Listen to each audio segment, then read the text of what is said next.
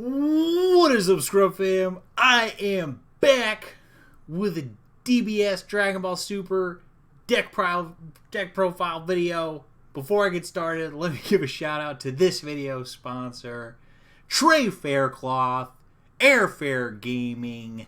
Link down in the description below if you haven't already checked it out. He's got a store where you can buy paraphernalia, merchandise, these sweet hats, sweet juicy hats that you can see on my head right now. Super fresh merch. Get it while you can. It's pretty hot right now, so be careful. Might even be sold out. Who knows?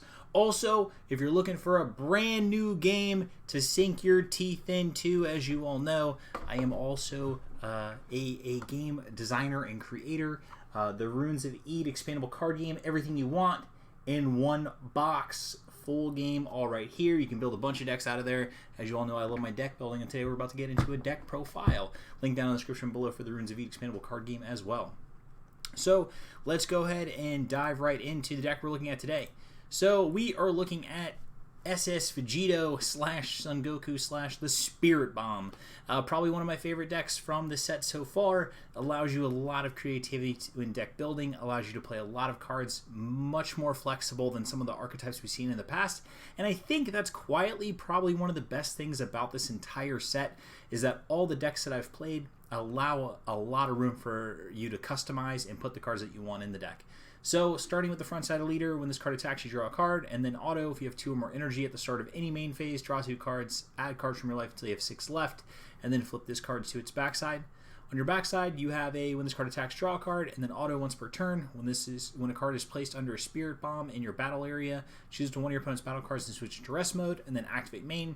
Activate up to 1 Spirit Bomb from your deck, shuffle your deck, and negate this skill for the game. So what is Spirit Bomb? Why is Spirit Bomb important? Well, this is why. So activate main, it's a field card. If your leader is both a Son Goku or Vegeta card, both yellow, and you switch this card to rest mode, look up to 3 cards from the top of your deck, place up to 1 yellow battle card among them under this card, and place the rest at the bottom of your deck in any order. So this effect is, of course, going to lead into your end game, because you're basically setting yourself up for a giant Spirit Bomb to take the opponent out, but allows you some really interesting ways to kind of filter what's in your deck, and also manipulating your deck to put cards that you don't necessarily want on the bottom of your deck, and so you know where things are. It helps you kind of, as you're playing throughout the game, figure out the math that you're having to work through to find where your various cards are, and basically sets you up to give you almost perfect knowledge throughout the entire game, which is really exciting. And this whole mechanic in general is super sweet to me, very thematic, so I love the way it's going here. And then activate battle. If it's your turn, your Son Goku leader is in a battle, and there are 7 or more cards under this card. Use all the battle cards from under this card in a combo with their skills negated for the turn, and place this card in its owner's drop. So essentially allows you to do one giant combo to finish the opponent off, and all this goes hand in hand with the Z leader. So speaking of which, let's go ahead and take a look at the Z leader, since now the Z mechanic is such a huge deal. So your first Z leader is when your life is at 4 or less, you can pay 1 yellow. Z stack 1 yellow Son Goku leader with a Z energy cost of 4. So when putting this card into play, and then activate main, plus 1 card from your hand under a Spirit Bomb to draw 2 cards. If there are 7 or more cards under a Spirit Bomb in your battle area, remove this card from the game and place up to 1 Son Goku Z leader from under this card on top of it. And then you may switch your leader to active mode, which is pretty cool. So you can get a swing out of this, switch this leader to active mode, and then what you're really here for is how you're winning the game. This is SS Son Goku Majin Showdown. So while there are 7 or more cards in your combo area and this card is in a battle, negate the skills of all cards in your opponent's combo area. This is such a strong ability. It is so gross, and one thing to point out is that it's anytime there are 7 or more cards in your combo area when this card is in a battle, negating the skills of all those cards. So you don't necessarily even have to use a Spirit Bomb. Just in general, if you're doing a large attack and comboing a bunch of cards from your hand, you get this ability, which is pretty sweet. When you attack, you draw a card, then activate battle. If there are 7 or more cards in your combo area and this card is in a battle, for the battle, this card gains double strike, and at the end of the battle, remove this card from the game. So this is one of the things that we've seen in yellow for a long time, is that the win condition is usually double strike ability plus a battering laser type effect, and that's how you're winning the game. But now not only do you have this, but you also have a 20k juiced up leader, and you have the ability to use all the cards from the Spirit Bomb to generate a gigantic attack. And comboing that off, since you only have to spend 1 energy total for your Z leader, that means turn 4 you're going to have access to your Z leaders, plus you're also going to have access to Swift Retaliation Cooler. And Swift Retaliation Cooler, again, I posted, pretty surprised it didn't get hit on the ban list. I think the card is probably still one of the most powerful cards in the game and really gives yellow a ton of upside, but at the same time, I get it because it really is yellow's win condition, especially with the removal of Champa. So that is how you are winning the game. Now, to take a look at the various pieces of the deck, the first thing to talk about is some of the cards that you're going to be playing to get your strategy going throughout the game. So the first card I really like is Bulma's Searching for Adventure, especially in this strategy, because this tandems really well with your Spirit Bomb ramp effects via the Hercule battle card and the Hercule Z battle card. Because the Hercule cards, looking at your Z battle card here, Rallying for Hope, is activate main, switch this card to rest mode, and you may choose any number of battle cards and switch them to rest mode. If you do for each battle card switch to rest mode by this skill other than this card, you may place the top card of your deck under a Spirit Bomb in your battle area. So what you do is you get your Hercule in play. After or before you play your Bulma, you then play your Bulma Searching for Adventure, who is a cantrip on the turn that it's played, drawing a card, and then also has this ability to where once per turn, discard 1 card from your hand, and when this card is switched to rest mode by one of your skills, you can draw 1 card and switch this to active mode. So it allows you some really sweet filtering and allows you to keep a 1-drop on the board that you can repeatedly use with the Hercule ramp effects, and gives you a sweet bonus, fueling your drop area for Overwhelm, allowing you to put an extra card in there that you want to get out of your hand, and just allowing you to filter through your deck. So really love Bulma Searching for Adventure in the 1-drop slot. A card that I'm testing out still but really like is the Kibito Kai Patara on display, which when this card is played, you can look up the top 5 cards from top of your deck, add up to 1 Saiyan or Earthling card, both yellow and energy cost 4 or less among them to your hand, and then shuffle your deck. And then the Activate Main is actually low-key, probably one of the coolest effects I've seen in a card in a long time. Basically, if your leader is a Son Goku or Vegeta card, both yellow, you have 2 more energy, and you send this card to your owner's Warp. Play up to 1 yellow battle card with the energy cost of 1 from your deck with its skills negated for the turn.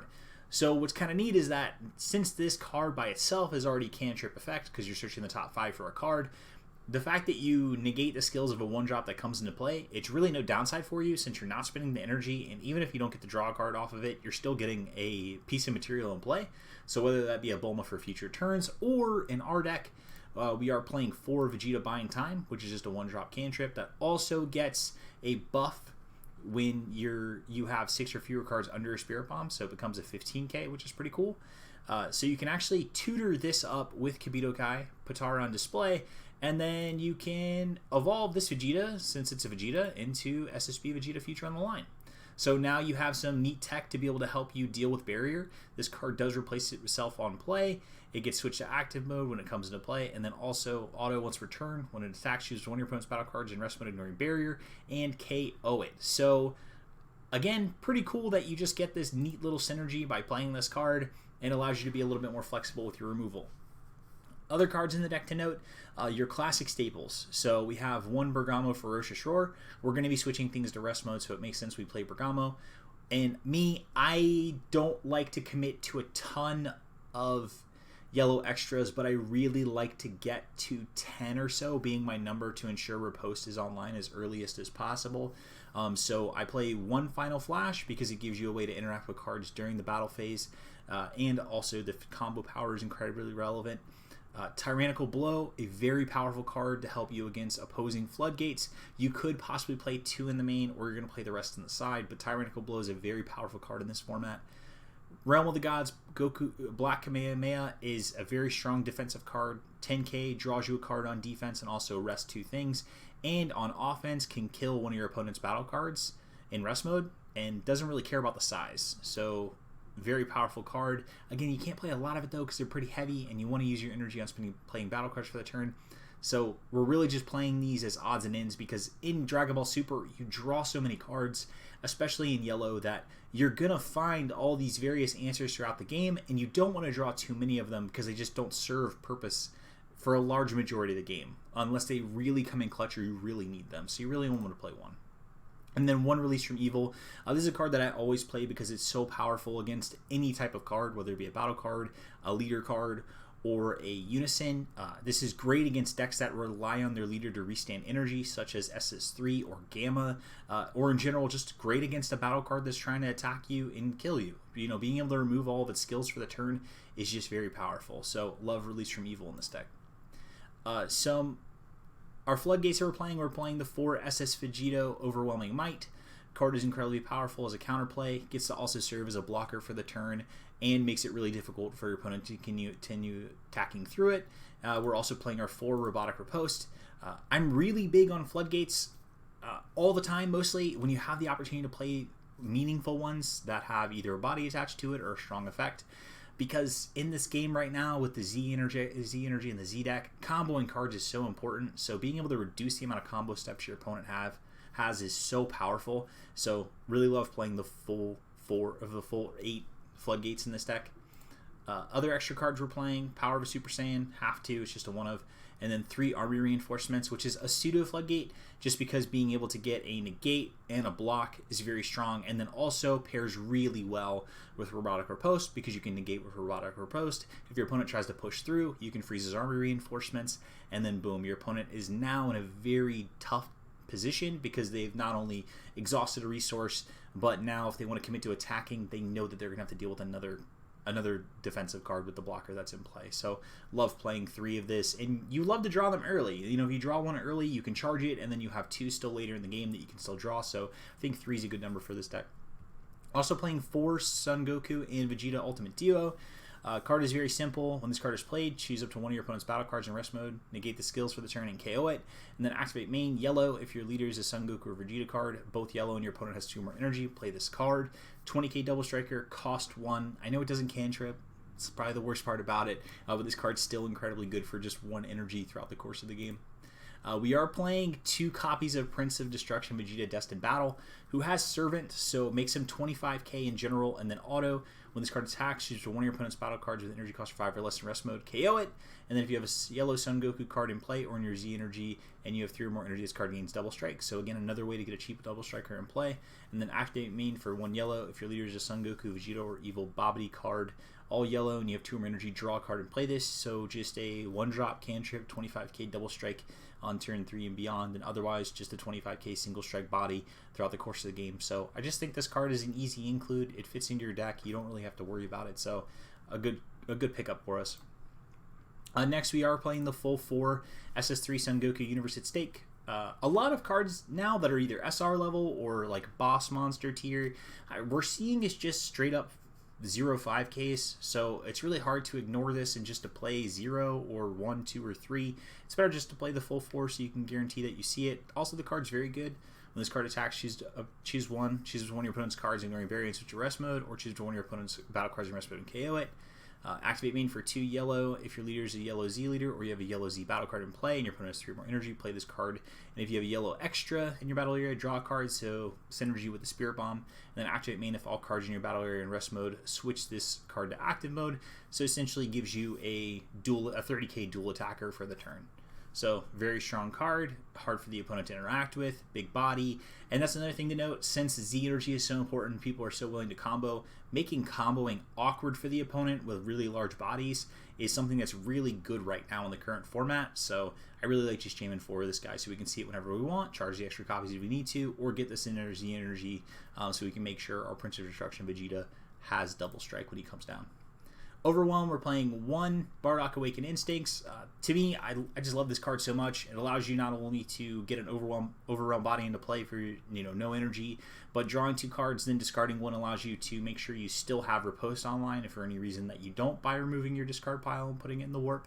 So love Awakened Instincts. Also helps you dig further into your deck to find more tools. Since yellow really is just a toolbox color, this card always just seems to synergize so well and is really easily playable because of your Bulma searching for adventure.